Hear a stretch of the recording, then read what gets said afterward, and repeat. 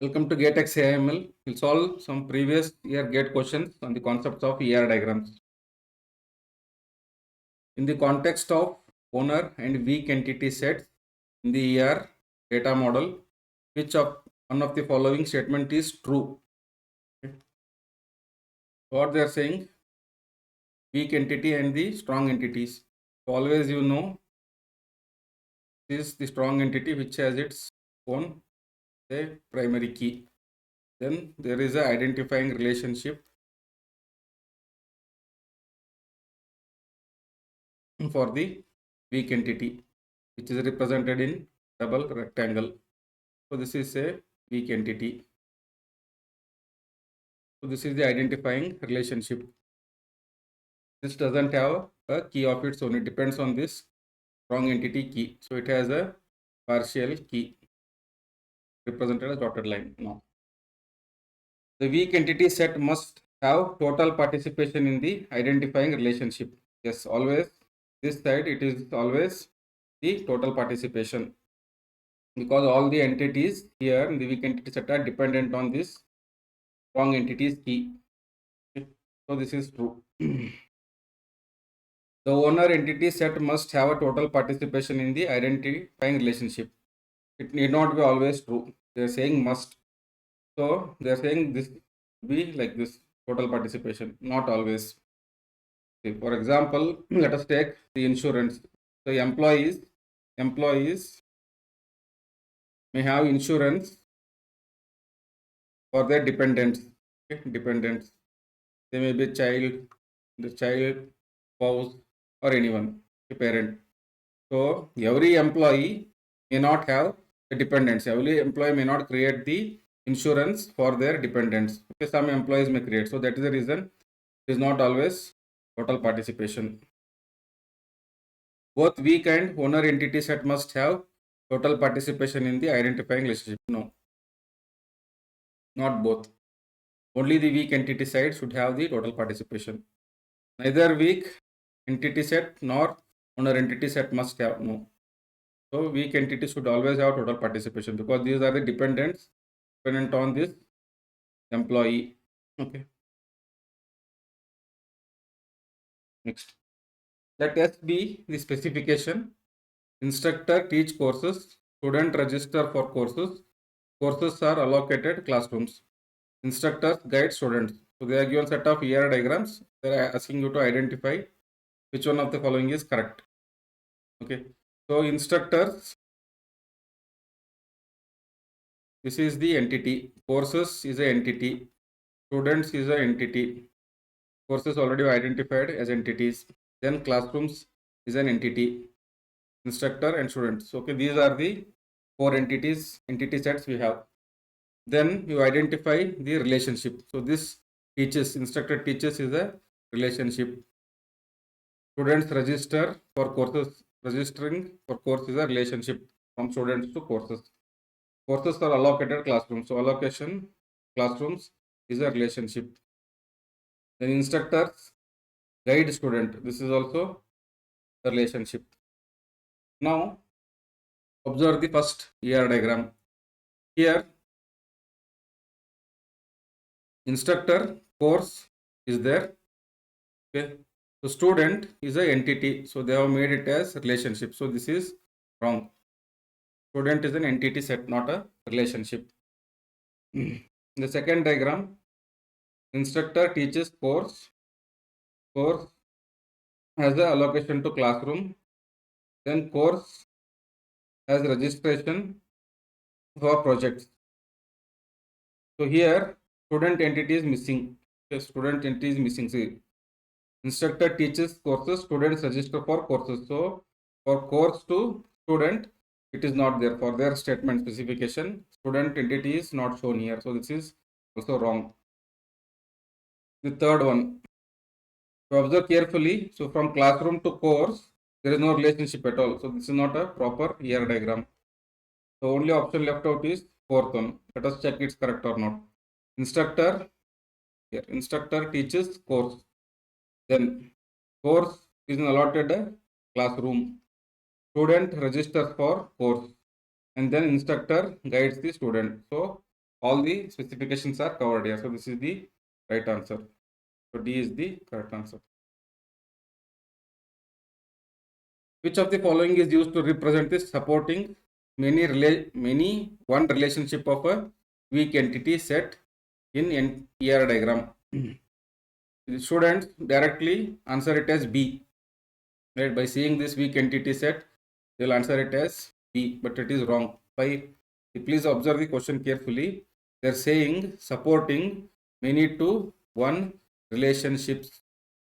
Okay, so in the weak entity set, so this is strong entity, and then weak entity we have a identifying relationship like this, and then we have total participation of the weak entity set. Okay, this is weak entity.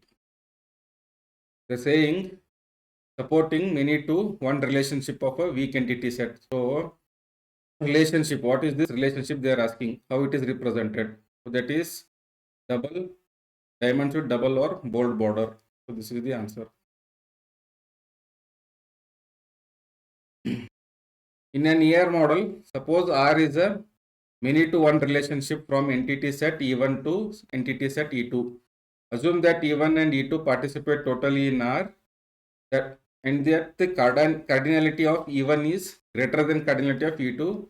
Which of the following is true about R, the relationship R? Very good question and tricky.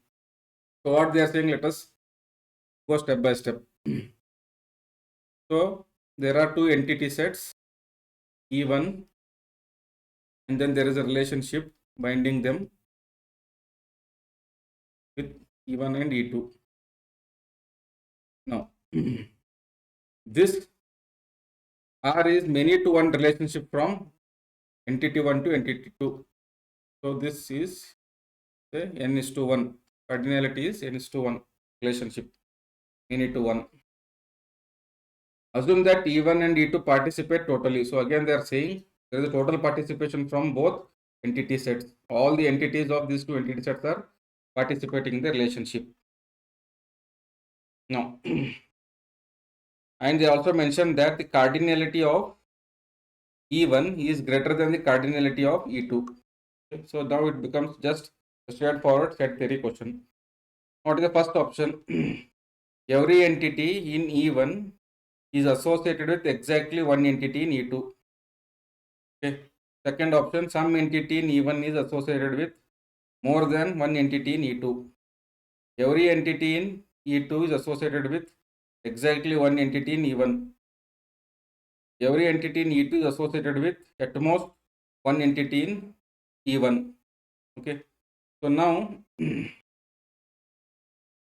some entities is a wrong option. First one you can eliminate. Why? Because there is total participation. So all entities should participate in the entity set in the relationship.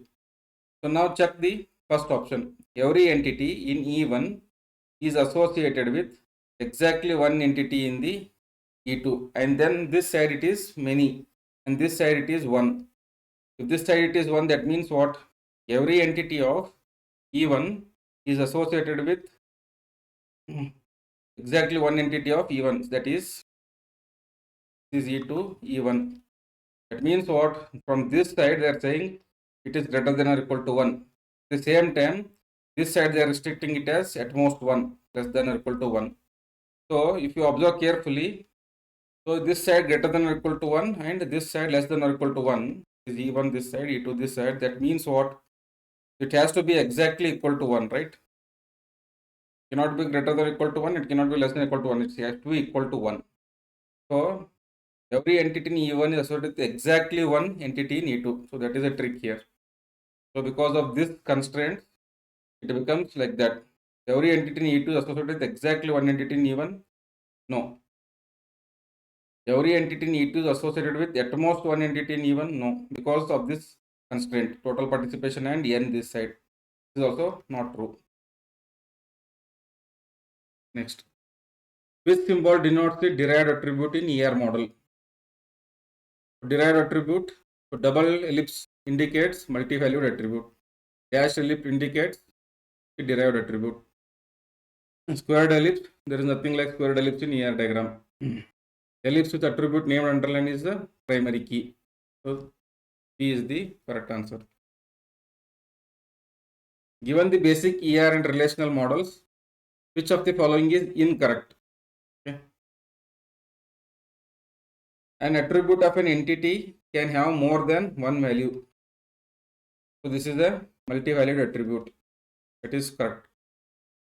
So this is an attribute of an entity can be composite. So that's a composite attribute. That can be also correct. In a row of relational table, so in the next videos you will understand about relational model. So an attribute can have more than one value. In relational model, an attribute cannot have more than one value. That's why in the ER diagram also you split the multi-valued attributes. So when you convert the ER model to your relational model that we see in the next videos, there you'll understand a multi-valued attribute from the ER diagram is converted to relational model. They use some rules. Okay. So in relational model, attribute can have exactly one value or null value. Okay, that is the correct. So this statement is wrong. So this is the answer. This is wrong. Consider the entities hotel room and person with many to many relationship lodging as shown below. So this side n and this side n, many to many. And they have partial participation. If you wish to store information about the rent payment to be made by persons occupying different hotel rooms, then this information should appear as an attribute of. Okay. So the person is an entity set, and then hotel room is an entity set, and the rent payment is an attribute. They are asking where should we place it? Should we place it on person or hotel room or on the relationship itself? Now we'll see if I place it on the say person first. The person can be anyone. Okay. So he has his say Aadhaar number, ID, name, everything, and all those things. If it was the hotel room, is he where he stays for temporary? He stays there for temporary. Okay, it cannot have the address of it. So I cannot have the address of the hotel as the information. So if I place the rent paid there, then that becomes a stored attribute for him. So that is just a redundancy. You cannot place it on the person. If we suppose put it on the hotel room, then so if I put it on the hotel room, the rent paid, what will happen? That I can store that rent value against the hotel room details, but who has paid that rent, which person? So that we cannot understand. Same thing for person, for which hotel room he has paid, you cannot understand. So it's better you put it on the relationship as a descriptive attribute. So rent paid is on the relationship, that is lodging. That is how you derive the relational models from ER diagram that you see in the next videos. Thank you for watching. Please like, subscribe and share.